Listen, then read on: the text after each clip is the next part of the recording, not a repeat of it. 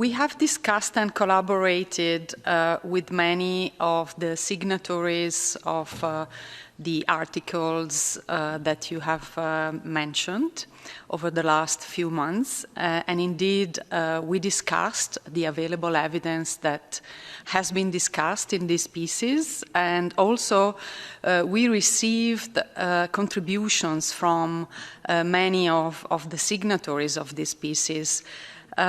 We acknowledge that there is emerging evidence in this field, as in all other fields, regarding the COVID-19 virus and pandemic. And therefore, we believe that we have to be open to this evidence and understand its implications regarding the modes of transmission and also regarding the precautions that need to be taken.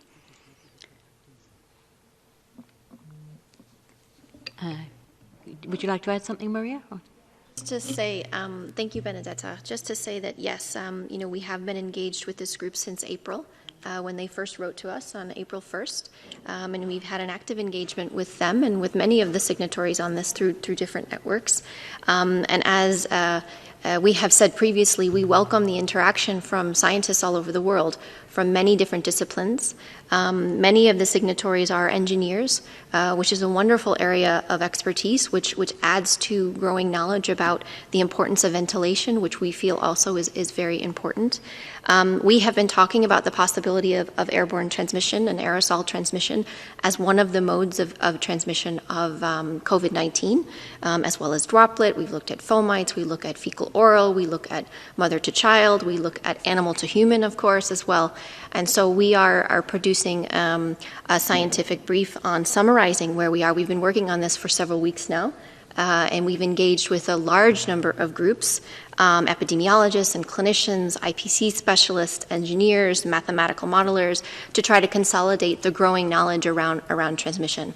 But we have spoken about the importance of all of the different potential modes of transmission. This is a respiratory pathogen, and so it is important that what we know fits into the guidance that we have, which is why a comprehensive package of interventions are required to be able to stop transmission. This includes not only physical distancing, it includes the use of masks where appropriate in certain settings, specifically where you can't do physical distancing, and especially for healthcare workers. So our focus on the use of masks, of course, is for healthcare workers, and to use airborne precautions where you have those aerosol generating procedures. But we're also looking at the possible role of airborne transmission in other settings where you have particularly closed settings where you have poor ventilation. So we will be issuing our brief in the coming days, and that will outline everything that we have in this area.